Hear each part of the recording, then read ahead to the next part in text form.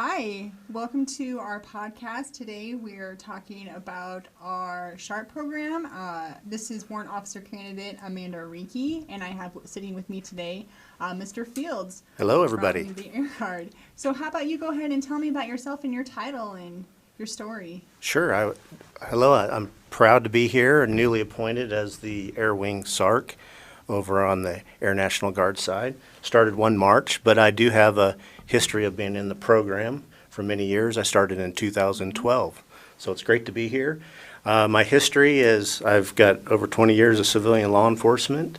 I'm served 25 years in the Army, active in National Guard, and now serving as the SARC over at the Air Wing.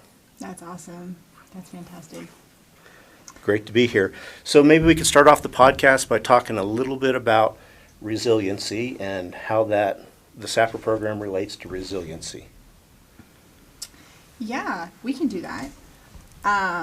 So with resiliency, I feel like it molds together, and because our program helps provide the victim support and the trauma response and ensuring that the victim receives the care that they need or that they want. It's all in their field of what they want to do and how they want to go about it.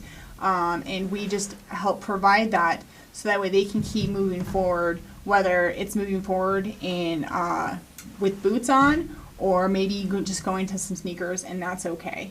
And part of the SAPR program is based off of providing professional dignity and respect for all of our potential victims if something like that does happen. And so relating that to resiliency is we are just a sliver of the pie, a part of the care team to make sure that our warriors within the ranks get the resources needed. Right. And here in the Wyoming National Guard, we want to make sure that we move forward so that way, because there was the Fort Hood report that Correct. Came out and was compiled and finished in December of 2020. Right.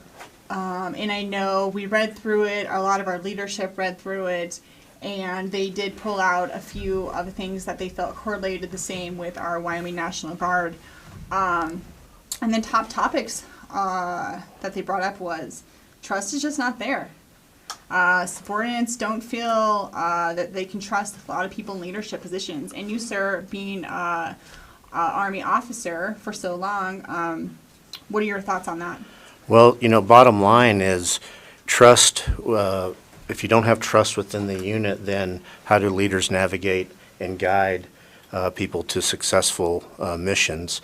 And I'll just have to say that, referring to the Fort Hood case is, if people don't take it serious, I think that sets the standard as far as how serious DOD takes this. There were 14 leaders that were fired because of an ineffective SAPR program.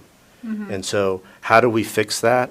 My recommendation is we have to take time when we're building those training schedules to plug in that social time with family and with the unit itself and build that cohesion. Right.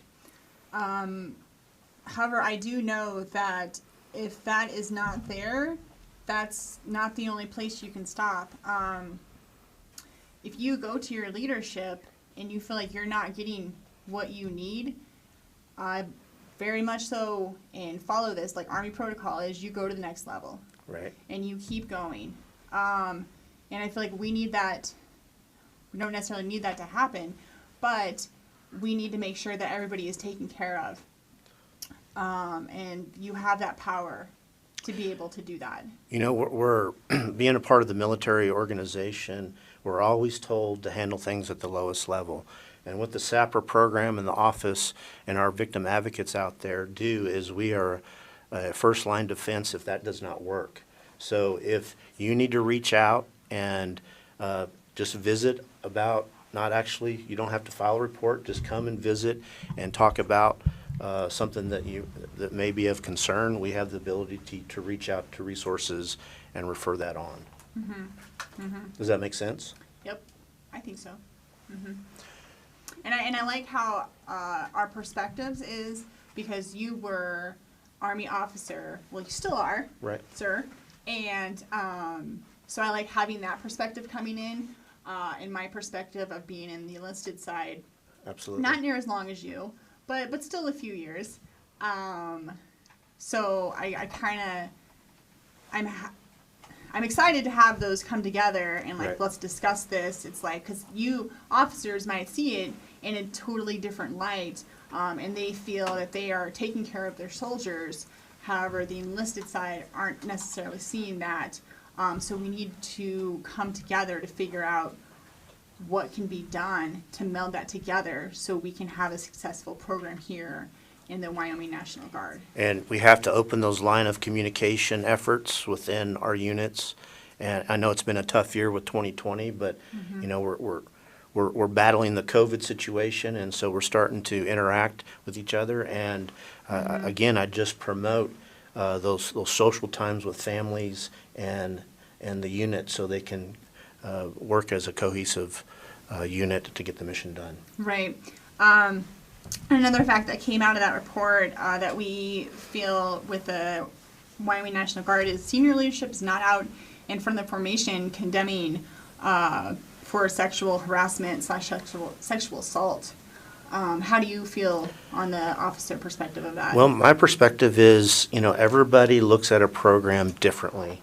And so if you haven't bought into the program and understand, you know, we could sit up here and tell you the statistics DOD-wide about how bad sexual assault or harassment may be, but the fact of the matter is it happens. And so our programs are here to eliminate it.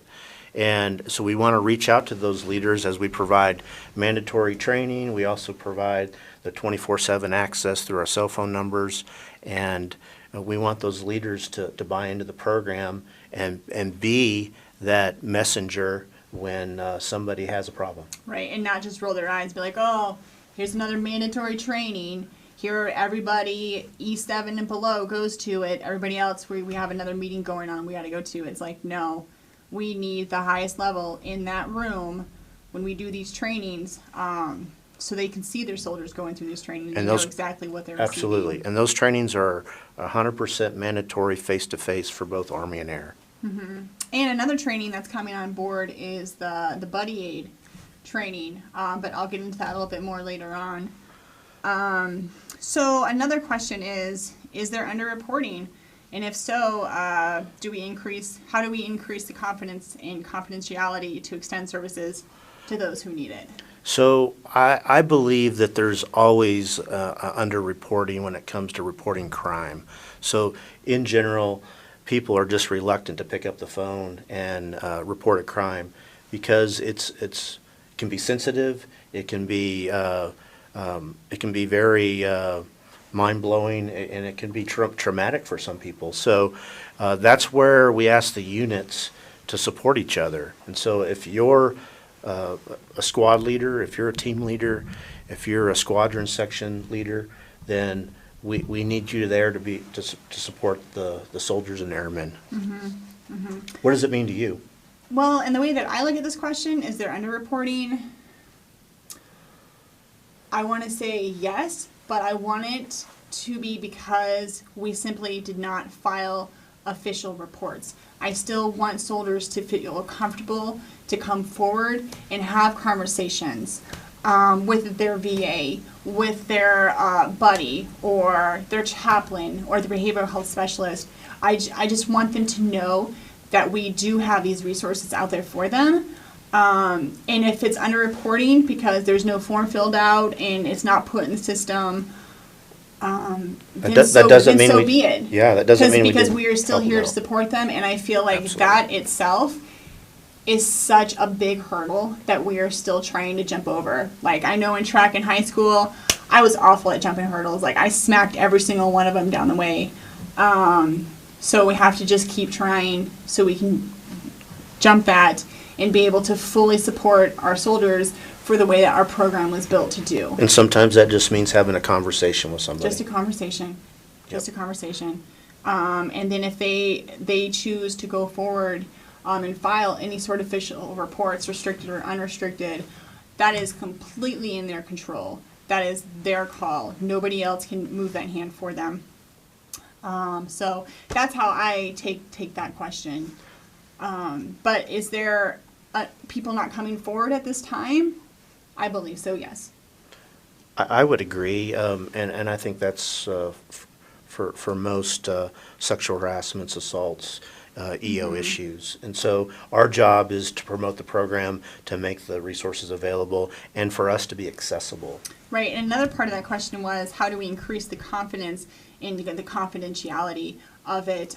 Because I do know some fears are out there, and they're like, well, I don't want people talking about my story or using me in examples or anything like that. And it's like, that is absolutely the right answer, because nobody should do that. Well, maybe this is a good time to talk about a couple different options for reporting.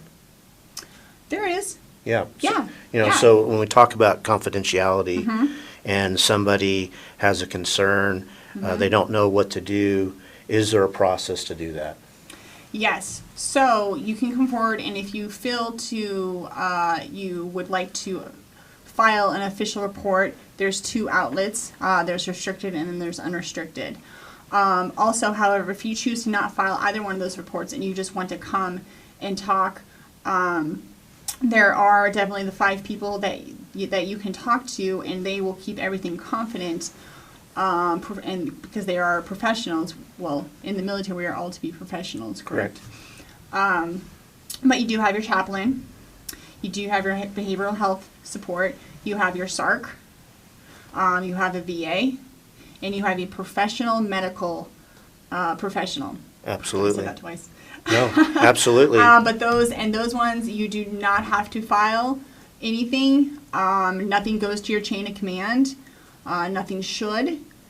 However, if you do find yourself in any sort of situation to where you feel like it did elevate and that was not your desire, then once again, Army protocol, you level it up to make sure that gets, well, I can't really think of like a fun way to say it, but like, so it gets squished. So, because it doesn't need to go anywhere further, because you didn't want it to. And so that's what we're here to also do, is to help support any and all decisions that you choose to make. But going back to, if you do choose to file report, you have the restricted or unrestricted. I just talked about the 5 outlets that you are able to talk about with restricted, and the chain of command is not informed. And you will be able to receive all the resources, and we have counseling outlets for that, and then as well as medical if needed. And legal. And legal, yep. Absolutely. However, on that legal part, the restricted is the perpetrator is not prosecuted. But if you choose to push forward and desire for charges to be brought up, then that would become unrestricted. Unrestricted. However, still with unrestricted, only need to know people, only those that need to know are going to be informed of that situation. If anybody else is informed at all, definitely let your VA or SARC know immediately. So once again, they can go put a kibosh to it, because that is not okay. And that being brought up helps reinforce this program. Because this program, we all take this program very seriously. I know I love my position. We talked earlier, and Yes. You were beyond excited. You're like, this is a dream job for you with the Air Guard, and I am super pumped to have you part of That's this great. team. I'm great. I'm so excited to be here. Yeah. I just want to elaborate on the unrestricted, and so that's going to initiate an investigation by law enforcement. Yep. So law enforcement and your commander would be notified, and we would help facilitate that. That is, as the SARC, we're not investigators ourselves, but we do facilitate the process. So we make sure that the case is followed through all the way through adjudication, and justice is served.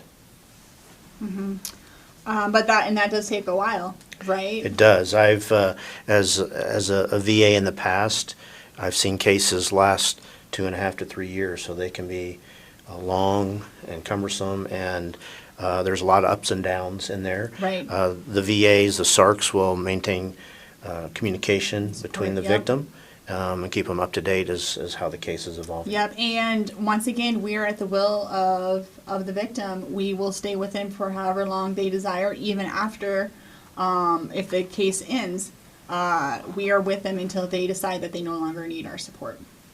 But, like, that's for, like, the VA, but in that whole process, like, what does the SARC do specifically? So the SARC is responsible really twofold, and that is for providing the prevention side of the house, which is the training to the soldiers and airmen, to our leadership. Again, we talked about the mandatory training that we provide. And our goal is to eliminate sexual assault within the ranks. And so that's our goal, that's our focus. And the second part of the SARC's role is to make sure that we have folks that are trained to respond and to support the victims through a process if the need arises. So we want to make sure that our soldier airmen are taken care of. Right, and being part of the National Guard, it's such a complex monster because we're not full-time military all the time. Everybody has civilian sides going on, so you have those interactions all the time. So there's sexual assaults and sexual harassment that happens out there as well. But we are still here to support you, because if it happened out there, we can still offer some services and support anybody through that time. Yes, our program absolutely is to remind people to stand up and be professional, especially with the Wyoming National Guard. We're small. We are all a family. We wouldn't do that to our families here. So you want to talk about buddy? You want to talk about buddy aid? Yes, I will definitely get back to that in just a few seconds. But let's bring up, so if you do find yourself in that time to where you do need support, but necessarily don't really want to come to us, that's totally okay. You do whatever makes you feel comfortable. Just as long as you are reaching out for that support. But I know on the Army side, for our behavioral health, I would like to give a shout out to Maureen Kirchhoff. That's who we have, and her number is 307-772-5279, and she's there to support anybody in the Wyoming Military Department, full-time technicians, in-dayers, what have you. And then also our 24-hour line, which is response phone. We keep it with us all the time. It is 307-772-1850. And then on the air side, I'd like to share our Department of Psychological Health, Ms. Cameron and Ms. Hernandez. Appreciate what they do. Their phone number is 307-772-6185. And then on the air side, we also monitor a 24/7 response cell number, and that phone number is 307-631-4908. 631-4908. And then last but not least, I would like to put out the DoD helpline. If you want to make an anonymous call, you can call the DoD helpline at 877-995-5247. That's 877-995-5247. And I just feel really silly. I do apologize, audience, but I did not introduce myself in the very beginning. But like I said, when I opened up, my name is Warrant Officer Candidate Amanda Reiki, and I have been a VA in the Wyoming Army National Guard since 2016. I know the process is a little lengthy, but for me, it was kind of a dream additional duty. Right. To where I stepped up and was like, me. And the training and the information that I have received since has blown my mind. It is awesome. So, of course, we're always looking for more VAs. Absolutely. To make this team a little bit stronger, always. And I am currently now the 94th Troop Command, SARC.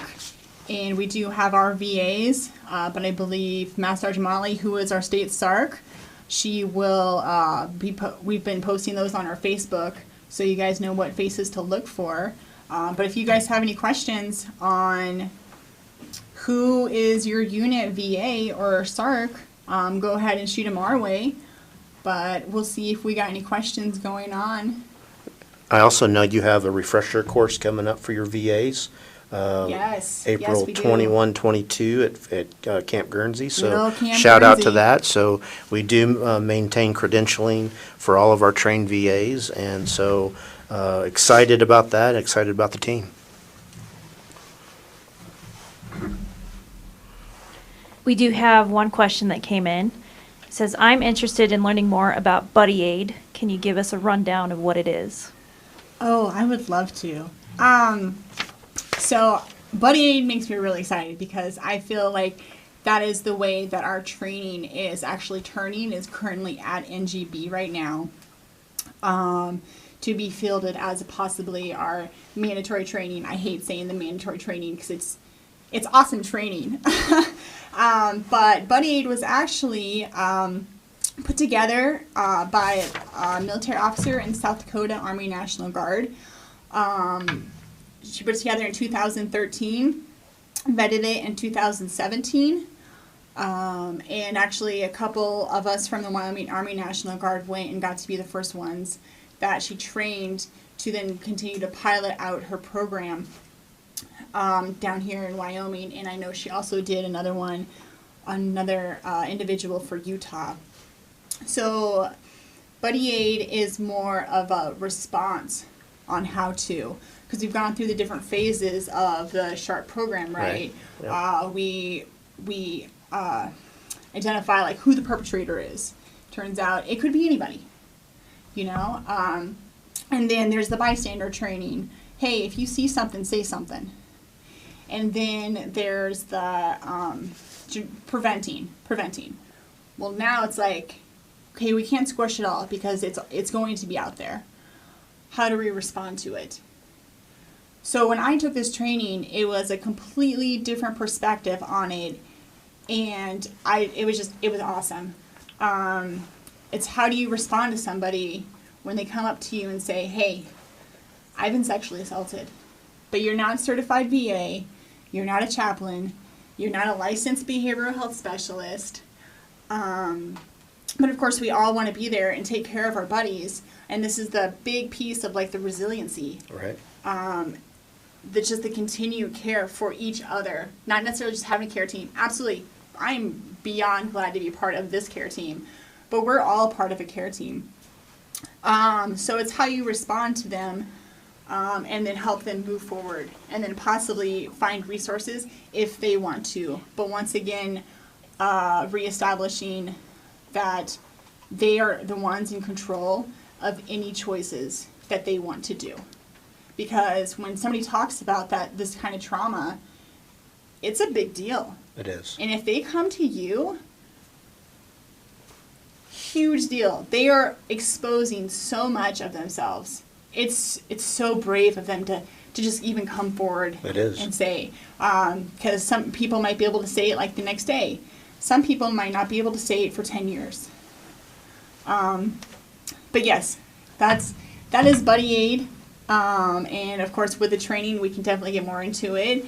If any of your units would like to partake and receive the training, we definitely have our Buddy Aid trainers ready to go, and we'd be more than happy to bring it to your unit.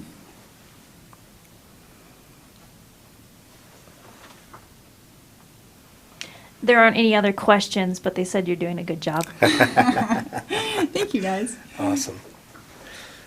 So I just want to point out that if somebody out there has had a past experience and they want to come forward, you certainly can. And we will take everything case by case, but we will walk you through the process. So Yeah. if you want to come and talk to us about a situation in your life, our doors are open. Yep. Or if you want to come and be a part of this awesome team, we'd love to have you. But being part of this team, we could do some super sweet events. let's talk about our events that we got coming Yes, so on what do you for got? the month of April. month of because April. April is SAPR Awareness Month. boom, but it's not just April, right? It's every month. Every day, But 24/7. we're gonna blast it a little bit more in April because the weather's supposed to always be a little bit nicer, but that's not always the case. But So this year I heard we had another virtual event because of the current COVID. yes, so Yes. it's virtual, but it's also we feel like it worked out pretty well last year. Yep. Because years before we've done it, but it's been canceled because of weather, because Wyoming likes to have blizzards in Yes. April. And then you can go and run whenever you want to, whatever works for you. Take a selfie, post your time. We are going to be having that put up on our Facebook page.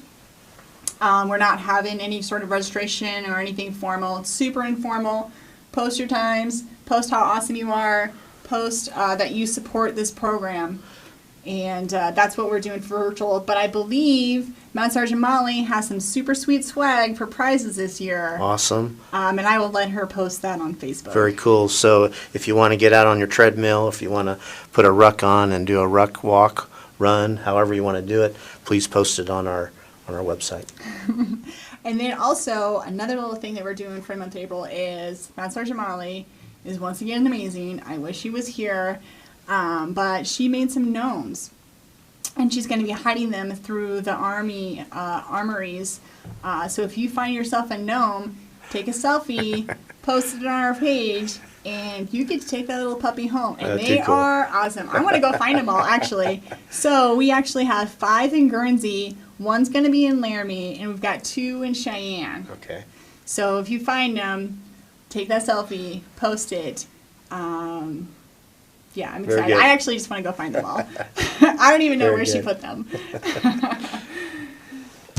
Any more questions? All right. All right. Well, hey, Major Fields, Mr. Fields now. Yep. You got a really awesome beard going on. Thank you. Thank you. Once again, I can't express enough how excited I am to have you part of this team.